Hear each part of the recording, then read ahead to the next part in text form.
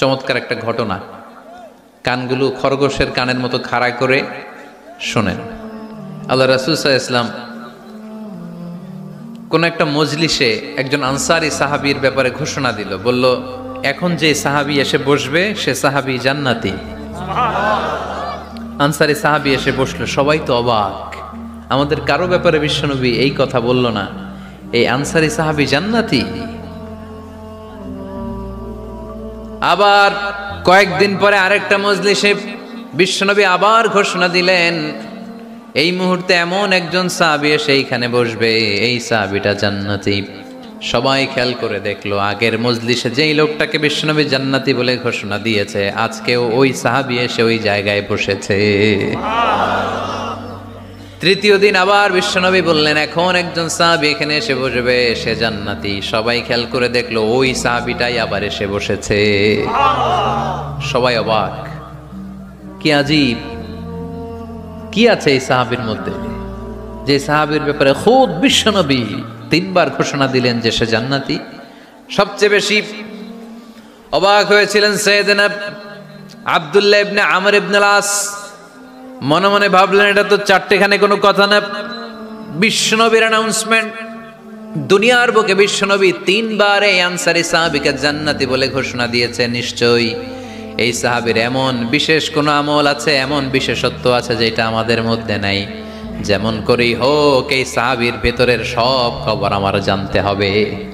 সাইয়েদনা আব্দুল্লাহ ইবনে আমর ইবনে আস একবার পরিকল্পনা করে ওই সাহাবীর বাড়িতে চলে গেলেন, যে বললেন, ভাই আমার আব্বার সাথে কয়েকদিন ধরে ঝগড়া, আমার ঘরে থাকতে মন চাচ্ছে না, তোমার বাসায় মেহমান হয়ে এসেছি, যদি তুমি অনুমতি দাও তোমার বাড়িতে 3 দিন মেহমান হয়ে আমি থাকতে চাই।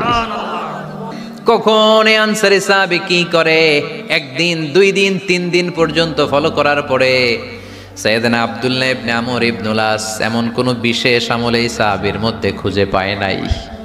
3 দিন গভীরভাবে পর্যবেক্ষণ, অবজারভেশনের পরে বিশেষ কোনো আমল ওনার চোখে পড়ে নাই। এবার 3 দিন পরে তো চলে যাবার পালা, ঠিক কিনা? এবার তিনি সোজা সাপটা আনসারী সাহাবীর কাছে যে ভিতরের কথা খুলে বলে ফেললেন, বললেন, ও ভাই, আসলে আমার বাবার সাথে এমন বড় কোনো ঝগড়া আমার হয় নাই যে কারণে বাড়ি থেকে বের হয়ে তোমার মেহমান আমার হওয়া লাগবে, আমি বিশেষ এক উদ্দেশ্যে এসেছি। কি উদ্দেশ্য? আব্দুল্লাহ ইবনে আমর ইবনে আস এবার বলতে আরম্ভ করলেন, আমরা খেয়াল করেছি 3টা মজলিসে বিষ্ণু ঈসা ইসলাম তোমাকে জান্নাতি বলে ঘোষণা করেছে, তাই আমি জানার জন্য এসেছি তুমি এমন কি আমল করো যে কারণে বিশ্বনবী ঘোষণা দিলেন যে তুমি জান্নাতি। কি এমন বিশেষ আমল আছে তোমার, আমার একটু বলো, আমি ওই আমল করে জান্নাতি হতে চাই। আল্লাহু আকবার। এবার আনসারী সাহাবী মুখ খুললেন, উনি বললেন, ও ভাই আব্দুল্লাহ ইবনে আমর ইবনে আস, এমন কোনো বিশেষ আমল আমার নাই, হালাল পন্থায় রুজি করি, ব্যবসা করি, নামাজের সময় নামাজ পড়ি, রাতে এসে ঘুমিয়ে যাই, ফজরের আগ দিয়ে উঠে তাহাজ্জুদ পড়ি, সময় মতো জিকির আজকার করি, কোরআন তেলাওয়াত করি, কিছু দান সদকা করি, সবাই যা করে আমিও তাই করি, স্পেশাল কোনো আমল আমার জীবনে নাই। তবে আব্দুল্লাহ ইবনে আমর ইবনে আস, শুনে রাখো, একটা কাজ আমি প্রতি রাতে করি, হয়তোবা এই কারণেও বিশ্বনবী আমার ব্যাপারে এমন ঘোষণা দিতে পারে। আব্দুল্লাহ বললেন, ও আনসারী সাহাবী, কি কাজ তুমি করো? এবার আনসারী সাহাবী বলতে লাগলেন, প্রতি রাতে যখন আমি আমার বিছানায় ঘুমোতে যাই, আমি কারো ব্যাপারে কোনো রাগ, কোনো হিংসা, কোনো ক্ষোভ অন্তরে নিয়ে ঘুমাতে যাই না। ওই দিন যার সাথে যা হয়েছে সবাই রে মাফ করে দিয়ে মিটমাট করে একটা প্রশান্ত অন্তর নিয়ে আমি বিছানায় ঘুমাতে যাই। ওই দিনে কেউ আমার গালি দিছে, কেউ আমার বকা দিছে, কেউ আমার বিরুদ্ধে মিছিল করছে, উল্টা পাল্টা যে যাই করুক না কেন, আমি কিচ্ছু মনে রাখি না। আবি ইলা ফিরাশি, আমি এমন ভাবে আমার বিছানায় যাই, ওয়ালাইসা ফি কলবি হিকদুন আলা আহাদ, এমন অবস্থায় আমি শুয়ে পড়ি যে আমার হৃদয়ে কারো ব্যাপারে আমার হৃদয়ে কোনো ক্ষোভ নাই, কোনো হিংসা নাই, কোনো অহংকার নাই, সব রাগ ক্ষোভ ভুলে গিয়ে সবাইকে ক্ষমা করে দিয়ে আমি বিছানায় ঘুমাতে যাই। সুবহানাল্লাহ।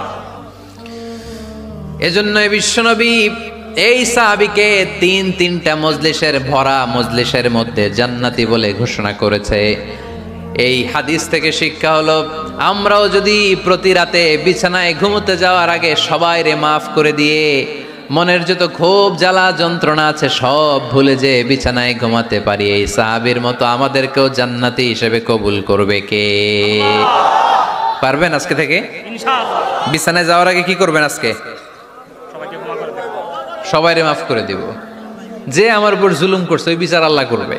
কে কি বললো ওটা দেখার দরকার নাই। কারো ব্যাপারে কোনো ক্ষোভ, কোনো তিক্ত অভিজ্ঞতা, জ্বালা যন্ত্রণা অন্তরে রাখবেন? রাখলে লাভ না লস?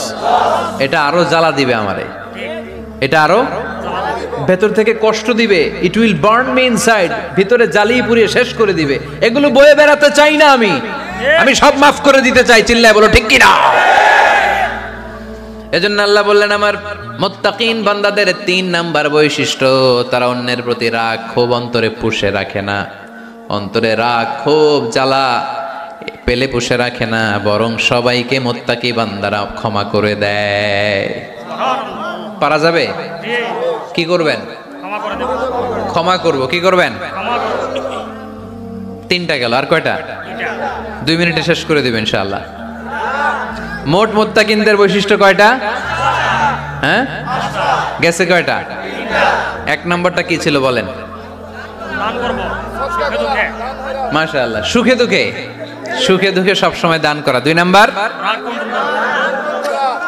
রাগকে নিয়ন্ত্রণ করা। 3 নাম্বার ক্ষমা করে দেয়া। এই কাজগুলো যারা করে তাদেরকে আল্লাহ পছন্দ করে। আল্লাহ বললেন, ওয়াল্লাহু ইউহিব্বুল মুহসিনিন। অন্যের প্রতি যারা ইহসান করে তাদেরকে পছন্দ করে কে? আল্লাহ। মুত্তাকিনদের 4 নাম্বার বৈশিষ্ট্য, ওয়াল্লাযীনা ইযা ফাআলু ফাহিশাতান আও যালামু আনফুসাহুম যাকারুল্লাহা ফাস্তাগফিরু লিযুনুবিহিম ومن يغفر الذنوب إلا الله সুবহান আল্লাহ। 4 নাম্বার বৈশিষ্ট্য, মুত্তাকিরা যদি কোনো অশ্লীল কাজ করে, অশ্লীল কাজ হয়ে যেতে পারে না?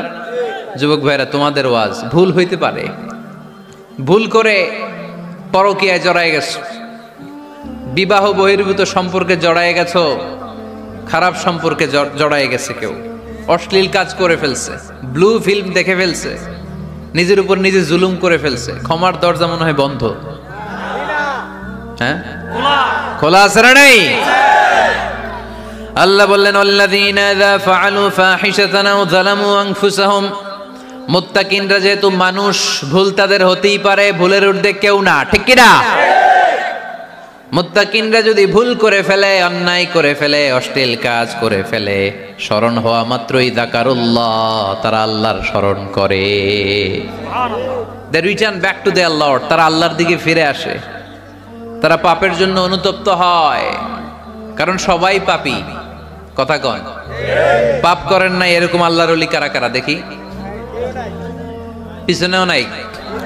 পৃথিবী না জানুক আমি তো জানি, পৃথিবী না জানুক আমি তো জানি, আমি কি পাপ করেছি হায়। সবার জানা আছে না? পাপ আছে না নাই?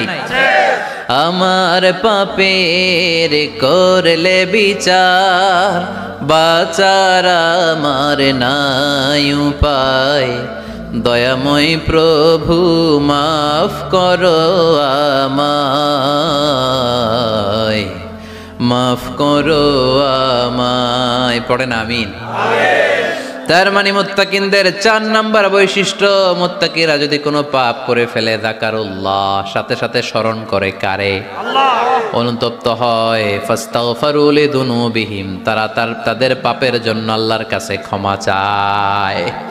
ভুল আমাদের হতে পারে, সবাই পাপী, পাপীর ঘরের পাপী, ঠিক কিনা? আমি পাপী, আমার বাবা পাপী, আমার দাদা, আমার 14 গোষ্ঠী পাপী। কিন্তু পাপীদের মধ্যে বিষ্ণু বলেন, শ্রেষ্ঠ পাপী ওই পাপী যেই পাপী পাপ করার পরে তওবা করে কার কাছে?